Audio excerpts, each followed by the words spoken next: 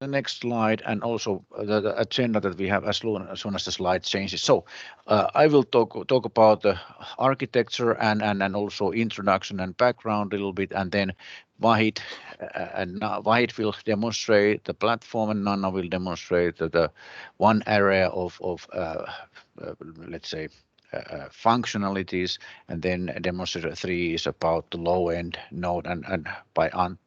And the idea is that we will demonstrate uh, the whole stack, and also we are not demonstrating everything in 1 hour. And also when we have the discussion part, we are willing to take input, what should be demonstrated next. And also the idea is that if there's something that needs to be demonstrated more or discussed more, we are happy to have new demonstration and also deep dive to certain topics that if they are needed. And also this is something that I address you also as well, to let us know.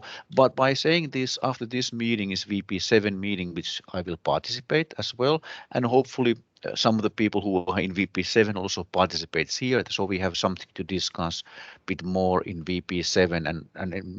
My main question is how to start implementing the architecture into use cases.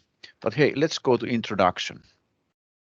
So uh, the specifications, methodological specification comes from deliverable 2.1, and of course we have been listening to the information about how use cases have been developed, and then the architecture which has been built is hierarchical and based on the ideal, this image from the fractal presentation, that openness, sense of user, AI, power management, and then connectivity and system integration and secure analytics. And also all these, we have kept all these things in our minds when we have been building the architecture, even though some of the areas are not that much in the scope of the architecture, the processing architecture, but to able to show the functionalities and show it has been implemented. Of course we have to implement the whole stack.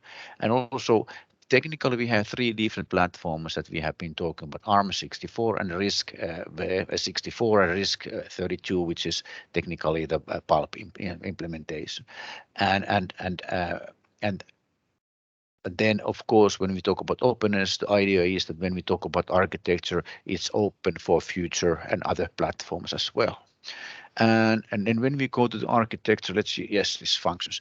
So it has been built the way that we have there above hardware, there is security, communication, and connectivity, middleware layer, orchestration layer, and application service layer. And then inside application service layer, there are different tools for data analysis, pre-processing, machine learning, AI, data collection, data injection, and also APIs as well.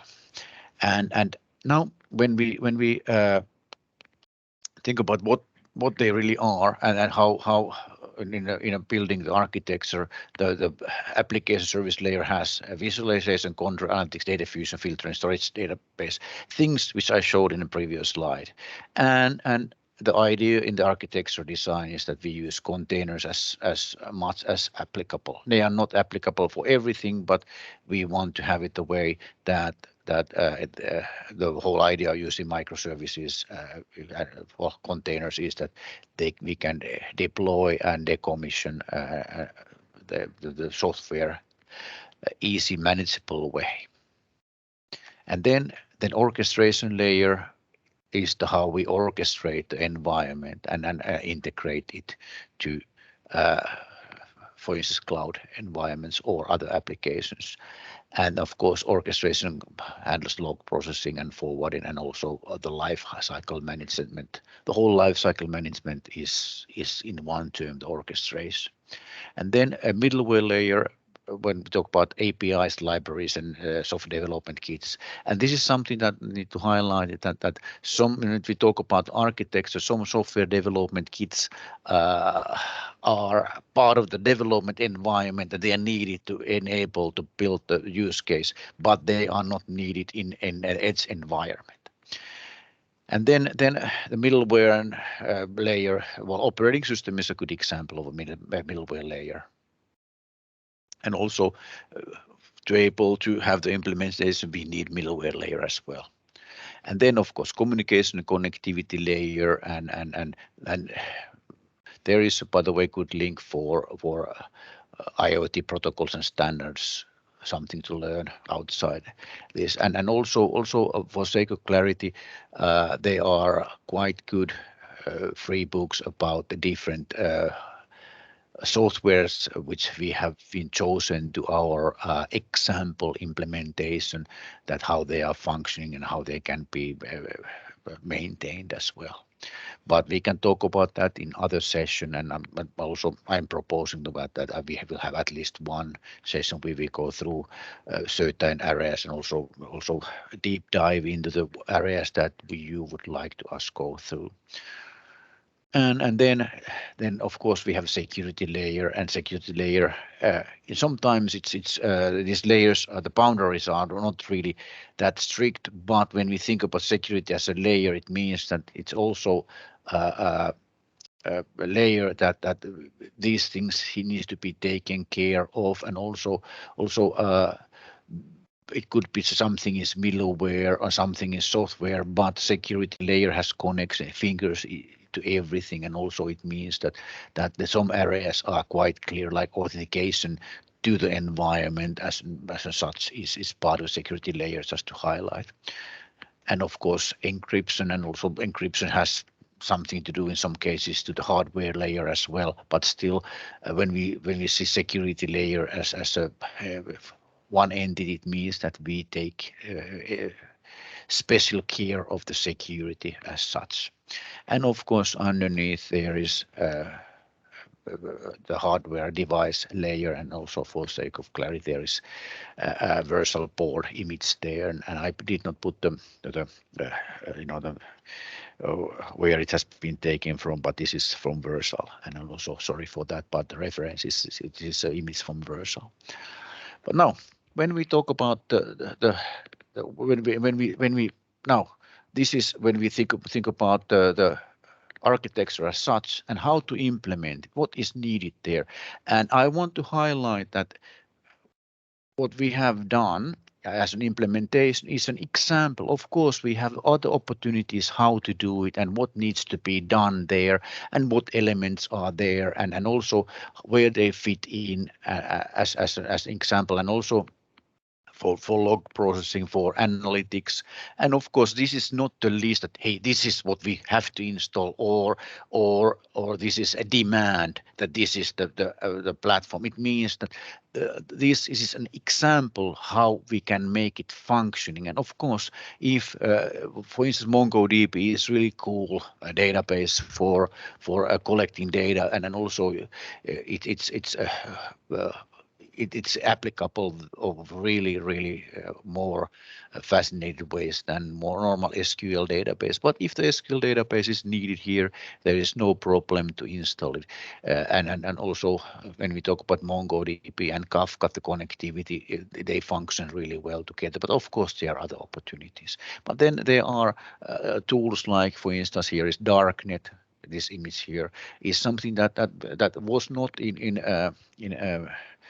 it was mentioned in the requirements, but the usage, how it's going to be used, it's part of the analytics side, and also when we do machine learning here.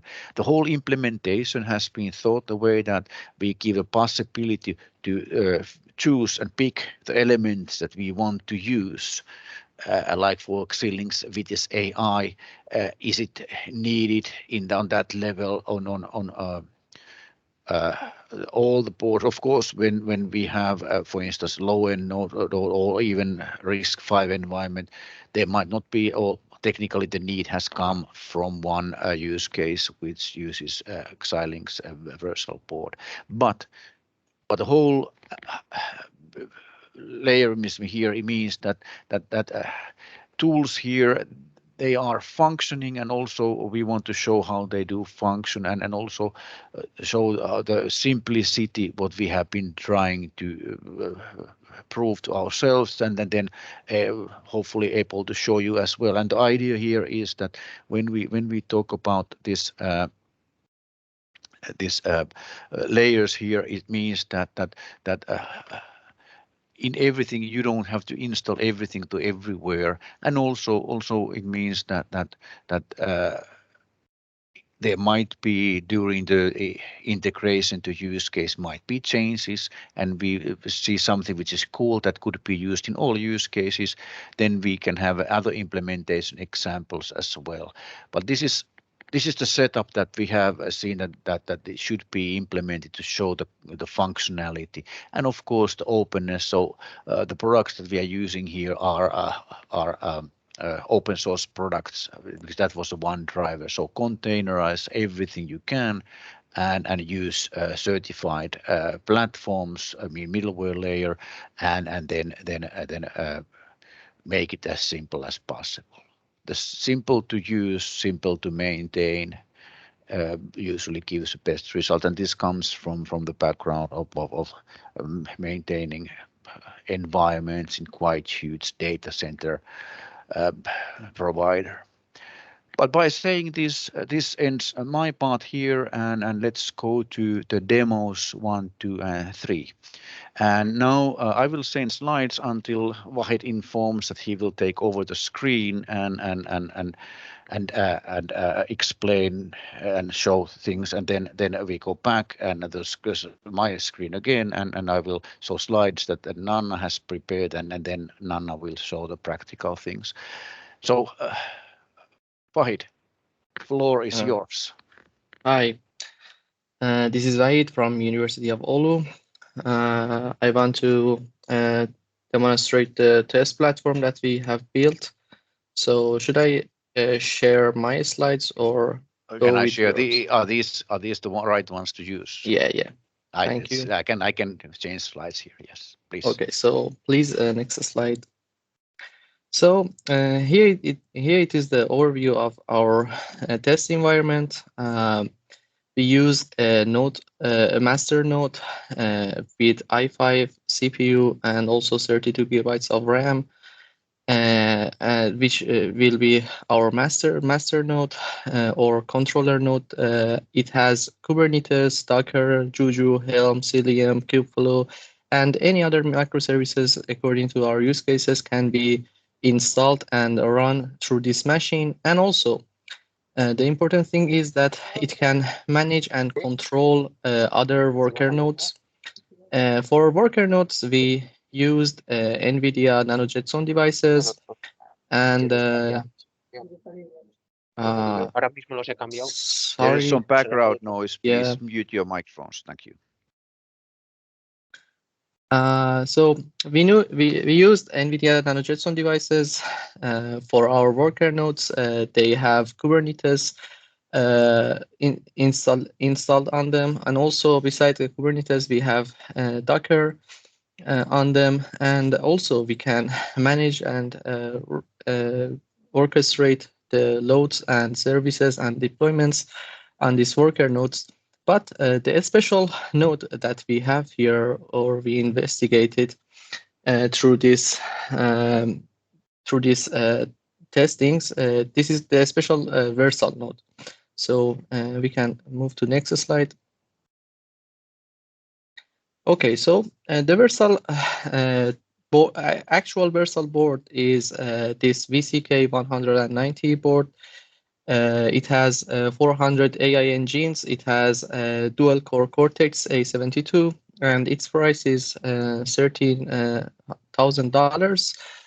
But actually, the delivery time of this such a board is almost 26 weeks, according to Xilinx website, and it's not reasonable for us to have this or to delay the work because of this deliver time. So what we did is we emulate this Versal node using Chemo emulator, and we install Vitis AI Core, which is the application for these AI engines on this emulated environment. So we can move to next slide. And mimic the whole node in Chemo, and we notice that everything can work fine in this environment. But however, this environment in Chemo was quite slow for us, and there is no reasonable thing that we should use a Chemo environment. So again, we used other a Dockerized version of Vitis, which actually we run that on an ARM64 based machine, which is the same with Versal board. And this installation is available in our worker node here, uh, which we want to mimic. So we can move to next slide. And also in our platform, we can run everything in a Dockerized containers. We can scale. We can test. We can test every other software and microservices according to the use cases and the previous slides that Matti showed. And now we can have the actual demonstration. But before we move through the demonstration, I want to talk about this RISC-V architecture. Maybe we can move to next slide. So, and the next slide, See the RISC-V 564 slide here. Yeah. Sorry, I thought that it's next. Okay, so we emulated this RISC-V 64 environment in Chemo and installed the Docker on it, and it can perform well. But the trick thing here is that all of the requirement, all of the installation dependencies should be built from scratch, and it takes time, but I will show you that everything can be run in this environment, especially the Docker, and also it can be integrated with a Kubernetes platform. So I can share my screen to have this live demo with the environment. So,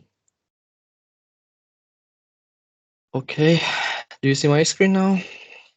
Yes. Okay. Sorry. Okay. So this is a remote connection to the environment that I have built here. First, I will show you this environment, and then we will have a live example of how we can run, and we can have deployment on this environment, and then we can move to the RISC-V emulated machine. So this is our environment. We have the master node here. We have other worker nodes, which I named them as Jetson, and this is the special device which will mimic the Versal board for us. And also, every microservices that we like to have in our platform can be run through this master node just with Kubernetes internal commands. Okay, so here I want to have this live example of installing, for example, Jupyter framework on our environment. So we have activated Helm on this environment. I previously did this. I just want to show you that it functions.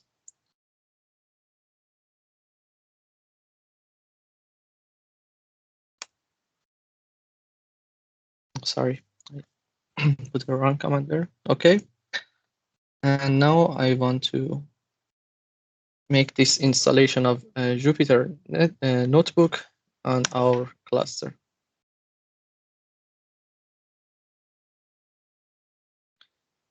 Okay, it might take time to be up and running. So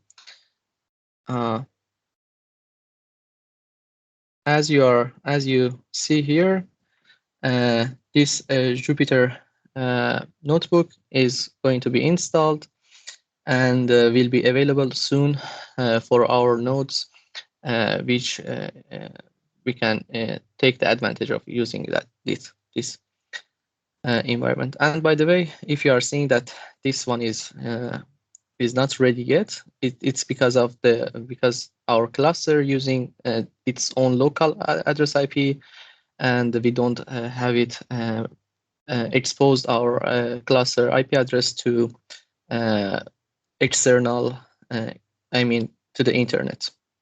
So if we want to have external access, from the internet to our nodes, or using this Jupyter notebook, for example, we should expose our IP address to the network. So as you see here, every services that we have, and also other services that Matti previously mentioned, we can run it in a simple way on this on our platform. So let's move to that special node here. So, and actually this is the terminal to the machines that I have. This terminal on the top right is terminal to our Versal node. So I want to show you that this node with this platform actually is working on this node. So as you are seeing here, the architecture of this device, this NanoJetson device, is quite the same as the Versal board. So we can mimic the Versal internal through this machine. So I want to run the command for you. So this is a Versal node, and as you see, we don't have anything run on this machine yet, but we can run anything. I didn't prepare any special thing for today, but as you can see here, this is the architecture of the VTIS that is using this container to be run. Okay, I think we can move to the next part.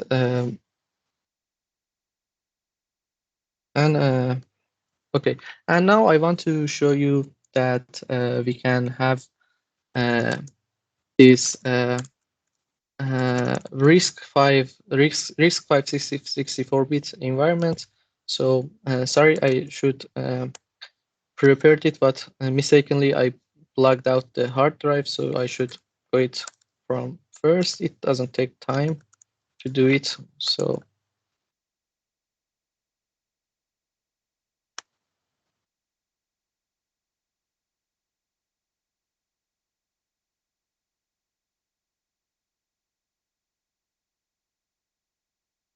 sorry, my cable is a little bit noisy today. It just plugged out again.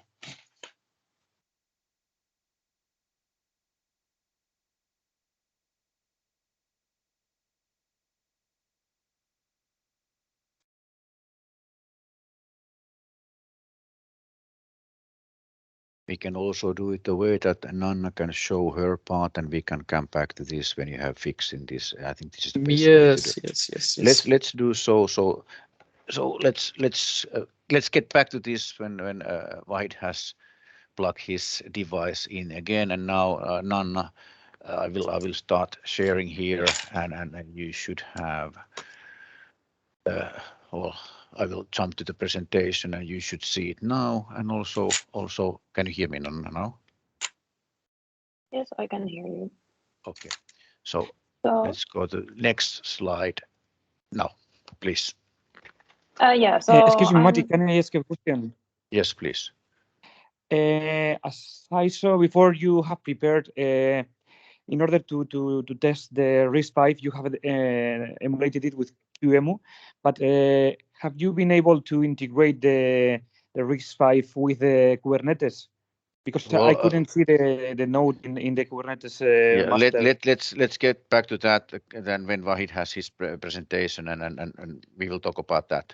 But let's keep that in mind, and when Vahid has his presentation, we'll talk about that. Okay. Okay. Yeah. So I won't either. I don't forget that. So Nanna, please. okay, so I'm Nanna Setama from University of Oulu, and I will demonstrate the Kubeflow pipeline part. So next slide, please. So there is the Kubeflow pipeline architecture picture, which you can see on the right side. So it's running on the Kubernetes, and we have the Kubeflow pipeline, which contains Docker containers for preprocessing data, training the model, and validating the model. Next to this architectural picture, you can actually see the pipeline picture, which I will show you in a moment. So the pipeline will output the model file and F1 score for the actual prediction. So I will share my screen next. We also have this one for you to know. Yeah. Should we? Yeah. So this is the MLflow part. I'm not going to demonstrate anything related to this, but it's worth mentioning that I'm looking on the integration of the MLflow and Kubeflow. So this is also related to this part. Yeah. So I will share my screen now. Not that one. Okay, and you should be able to see my screen now. Yes. So here I have the Kubeflow pipeline, and this is the picture you saw. And when we actually create the run of the pipeline, it's quite simple, straightforward process. And the current training pipeline is a simple one for the to just verify the fact that it works and it does what we are planning to do with it. So it preprocesses the data, then it will train the model and output the actual model, which is then used on the validation part, which actually validates the model. And when the pipeline have run, we can get access to the model file, and then we can actually see the score for the prediction and the actual what we get out of this pipeline. So this is kind of straightforward and what I wanted to demonstrate today. So that's from my side. Okay, thank you. Let's go back to the. Okay, yes, please. I have it now. Yes, you can share the screen, Vahid, please. Yes, sure. Okay, so sorry about that. The cable to the hard drive is not stable, and I just moved my laptop back and forth, so it was disconnected. So as you see here, I just want to SSH through this machine. Okay, so in the left and right terminal, we have access to this RISC-V machine. I want to show you that to make you sure that this device is will mimic the RISC-V 64 architecture for us, as you see here. And also we have Docker in this machine.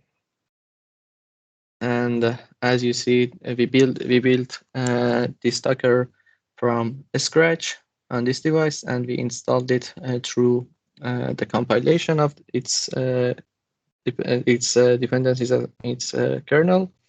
And I want to show you that any image can work through this machine.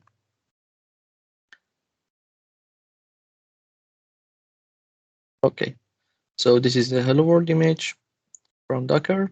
As you see, it can work with this machine.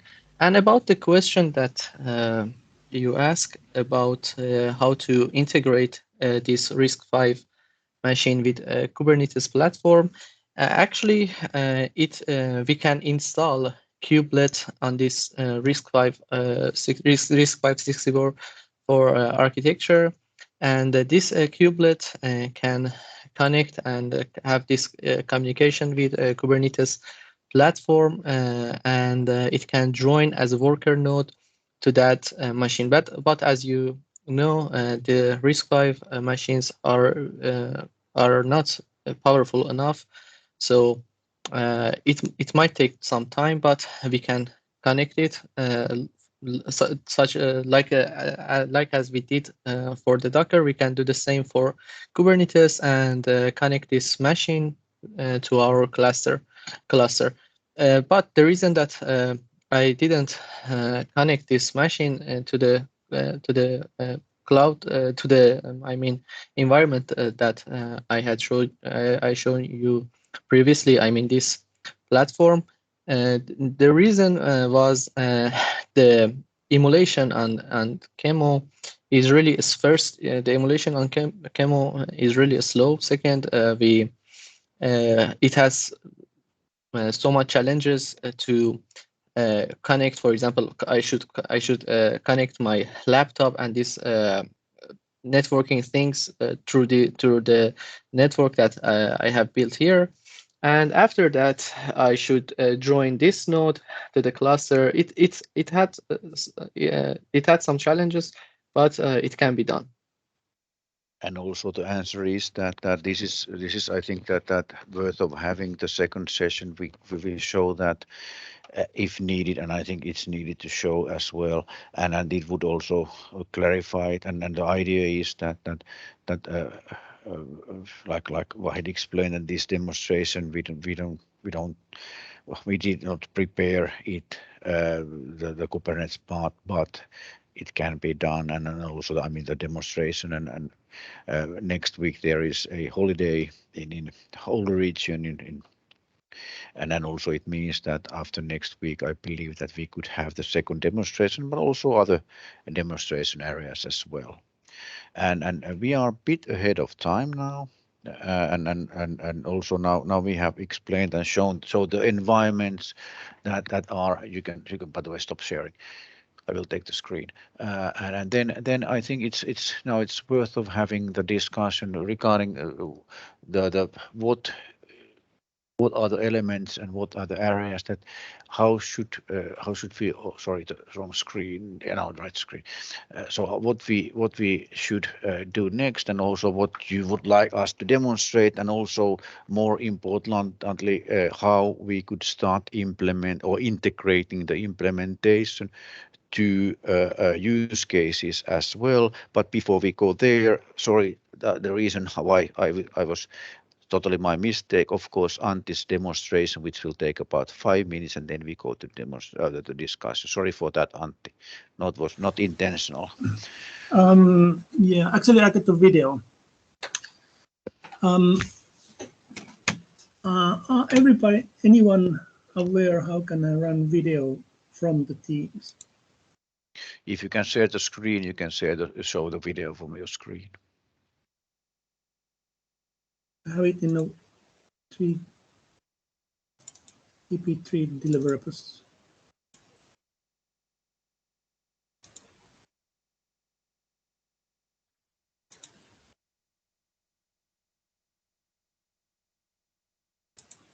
Can you share the screen?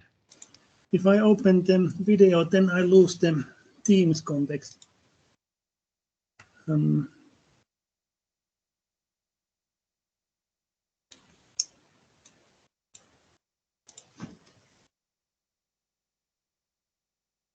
I open another browser for Teams.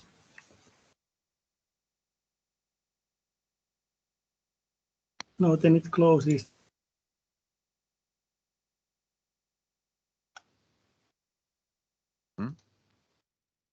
So do you mean it's in the Ikerland Teams work package 3. And then it's in 6.3.2, the video. It is this is X fractal or not X being. Which one is the one?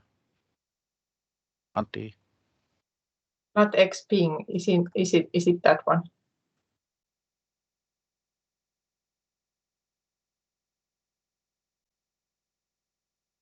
Antti, can you hear us? Maybe he went out and is logging into. Yes, let's now he's probably. Yes. Let's Antti. Is it which one is the video? Is it the one with ping, or is it the one with X fractal? Not X ping. Actually both, but we could use the X fractal first. Okay. When I change those places, it closes my call. It might not have the video. I mean, it might not have the you can talk. Let me share my screen. It should be there, visible for everybody now.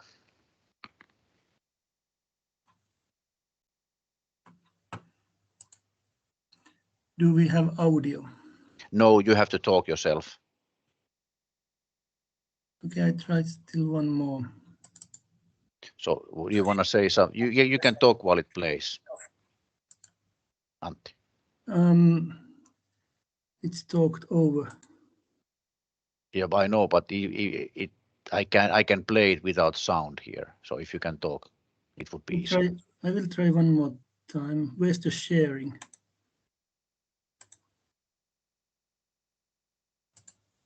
That's the share tray. I have a new Windows laptop and this is awful. Okay.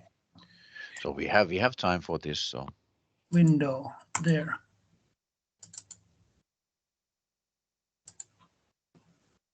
Code work in the FRACTAL framework. Here we present the port of the NUTX operating system to the RISC-V system. The platform here is a microchip Icicle development kit. There exist 5 core RISC-V processor. There is 4 normal cores and 5th as a control core. In this work, we port the NUTX to run in one of these cores. Configuration of NUTX happens with the menu config tool. It has various graphical options for selecting the environment, processor, target application, features of the operating system, etc. Do our work, the current version of the NUTX has now options to choose various RISC-V settings and additional peripherals that are needed. Do this work, the NUTX now executes nicely in this microchip RISC-V platform. After settings completed, we just build the system. As a result, it will produce one file that can be then flashed to the target. Typical size of the file is like 100 kilobytes or similar, depends on the features. Building takes some time, but please hold.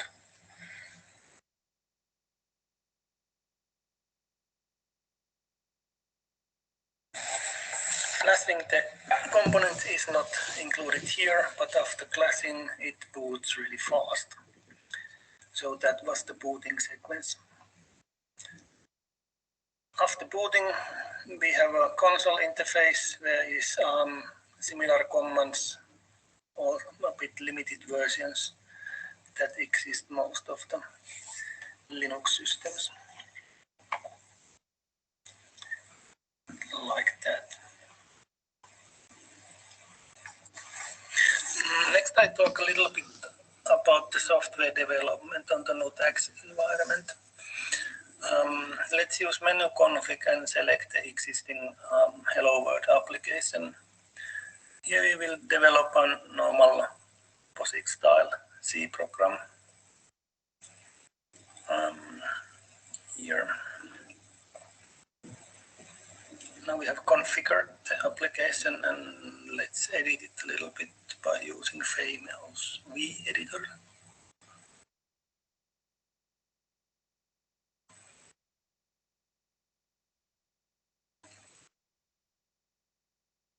Right.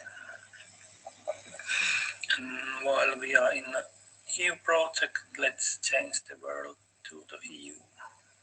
Oops. Like that. Save the file and rebuild the system all over again. After building, we flash the device and then it boots quite fast, not like workstations. And then when we go to the applications, actually find it, and here we see the hello application. Just type that in the command line and ta-da, here we are.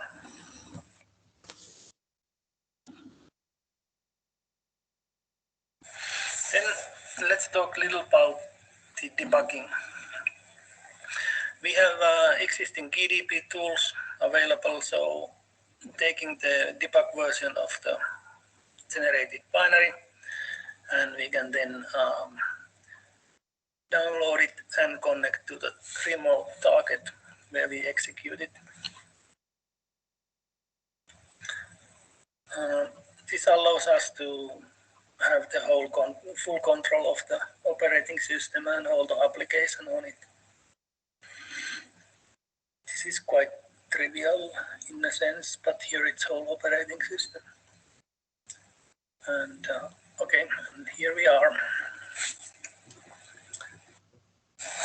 Next, what we will do is to implement Linux running of the rest of the course. So then we have asymmetric operating system and integrate the system in the pulp. Thank you. So that was the integration of the NUTX to the RISC system. At the moment, we are in progress to put that in the Pulpissimo hardware. Here is a very short video. To share again, because I started to share. I will find it. So this is like just a snapshot for today. You are not sharing yet. I'm finding it there. So what we found today did is now we have so we have like two development boards again. We are using now the microchip version. There is a FPGA like in the Pulpissimo, and there's a RISC-V processor implemented on that board. We were utilizing that due to the fact that we got that faster. The pulp work is ongoing, but here what we now did is that we also implemented the Ethernet driver. So this is just showing how we can do ping. Very bad quality video.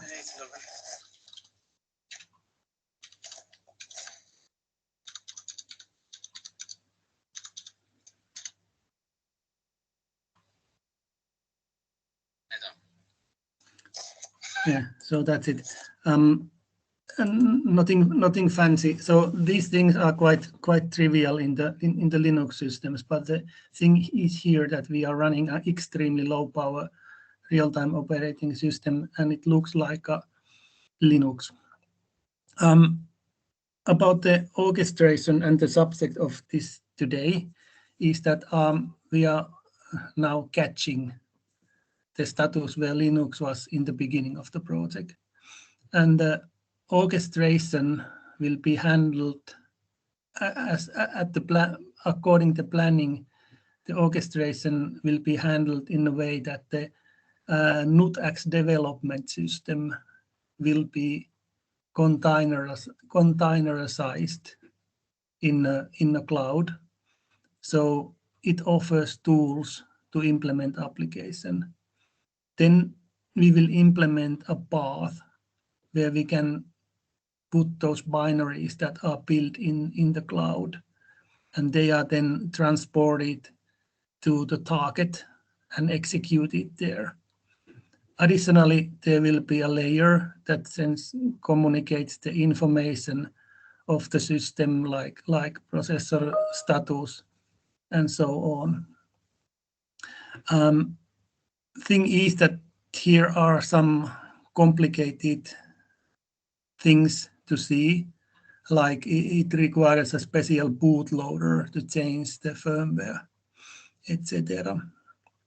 But then all the resources in the pulp board, like the FPGA, those will be then available in the development environment. So that was the low-end platform as a sort of short presentation, and we are catching the others. The work related on this is aimed in 6.2. We have been quite busy on finalizing the VP3. Okay, that was my part. Thanks. Thank you. That concludes the demonstration, and now finally to the discussion part.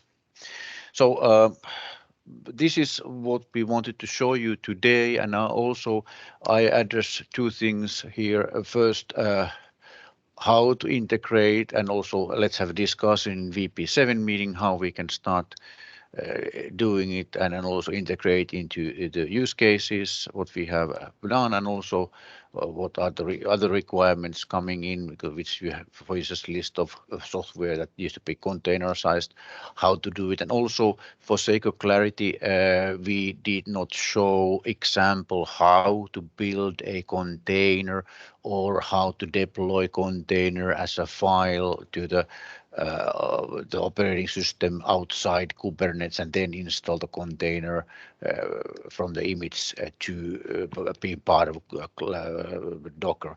And also, for sake of clarity, the environments can be run without Kubernetes family totally, and also if the need is only have the Dockerized or containerized environment without Kubernetes, that's also possible, because the idea is that the platform as such, which is here, the whole idea is that these are elements that can be taken away and also added, changed. It has to be the way that we have the dynamics and flexibility in. But by saying this, my first address is to tightly work with use cases to have the implementation integrated the way the use cases want, because the real need comes from the use case. And then second thing is that what would you like to be demonstrated next? And then of course some other things as third thing, whatever you want to say out loud. Any comments, thoughts? Please, the floor is. Yes, I have a question. Please. A couple of questions. Marco from Makerland. Okay, starting by the end, as Antti said about Nutex with Pulp, the orchestration part is not shown anywhere. So in the document, the only one reference to Nutex is done in the intro, but I think this architecture you are showing now is not going to be implemented at all in Nutex. It's going to be a very, very, very, very simple architecture, and all the technologies and all the components are going to be different. For example, Antti said that the orchestration is not going to do, of course, with Kubernetes. It's going to be done via some custom deployment or orchestration mechanism, which is going to be implemented in 6.2. But I think the design should be already discussed or shown in the document, because it's a very important part of the implementation. Before the implementation. May I? The orchestration of the Nutex systems is planned to do exactly same way. The thing is that the containers will carry the development system and kind of hide it under it. There's questions, of course, there's a questions that Well, there's uncertainties. The thing is, how are the binaries of the applications going to be deployed inside the pulp nodes? Utilizing these Kubernetes. So at the moment, the working plan is that in the edge nodes, there will be a special low-end node distribution mechanism that then transport that to the pulp platform. The good thing with the NUTX is that it has a standard sockets. So the transport happens normally over the socket. Security for the sockets can be handled with the security features that Pulpissimo offers, like keys and so on. And yes, then but there's no. The downloading will happen then in a target, so that it uploads that in the binary, and then the bootloader handles the rebooting sequence.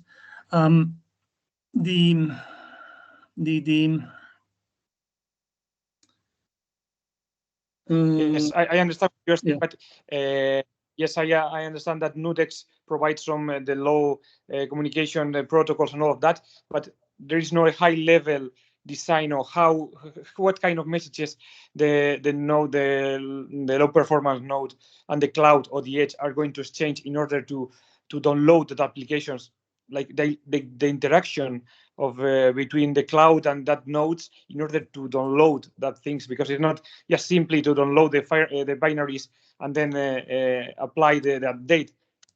Yeah. This is what we are planning to do in 6.2.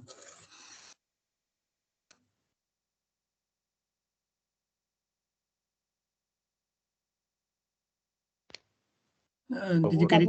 What I understand is that the design, even if the orchestration would be done in T6.2, I mean, I guess that the design of how to do all of these things needs to be done in the T6.1, the design.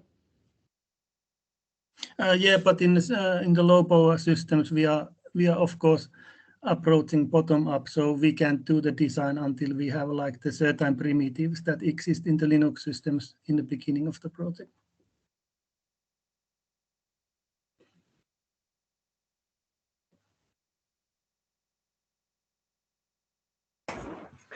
This is, well, I understand that the orchestration should be done and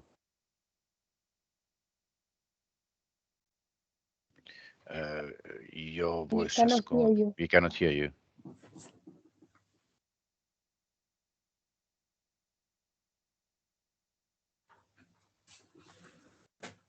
Alfonso, we cannot hear you.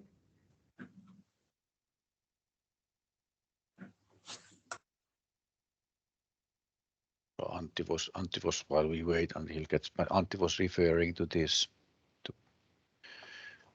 So how it will. Excuse me, did you ask something for me? No, I was this is until the guy who asked the question is getting back. Now he's in a lobby. If somebody could let him in. But this is what Antti was explaining when but now he's back for the question, I guess. yeah, sorry, I got disconnected. I don't know if my question was sent. No, can you repeat your question? Yes, I understand that these developments are being done bottom up, but probably for task 6.2 we are going to need an orchestration framework beforehand, because if not, we cannot design any kind of orchestration.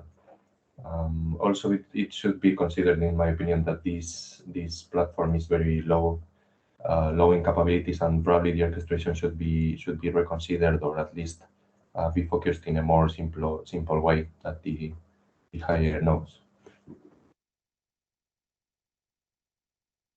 Yes, Matti, you had a picture just before. Yes, hold on. Here and go here. If Antti could explain it from here. Yeah, so Yeah, the orchestration will happen exactly same like with those high-end nodes, although we have this virtual Kubernetes, let's say, container that is optimized for these low-end nodes. And yes, it will be much simple and much less resources. So we are not going to run any Java or Python applications there. However, the container itself is handled exactly same way than the others. So it can be orchestrated. Only the content that it has need to be especially kind of fine-tuned so it fits in the low-end system, mainly coded by C. So you plan to implement this virtual kubelet in order to offer the Kubernetes API in Nutex? Yeah, as the resources allow us, yes, at least demonstrate the main function. So the idea is that this virtual Kubernetes is outside Nutex environment, and there is API in Nutex and also API in virtual Kubernetes. It means that the information of the Nutex environment comes to Kubernetes cluster, so it knows what's going on there, and also none of the parts of the Kubernetes family will be installed inside Nutex. Just to So this clarify. virtual kubelet like a gateway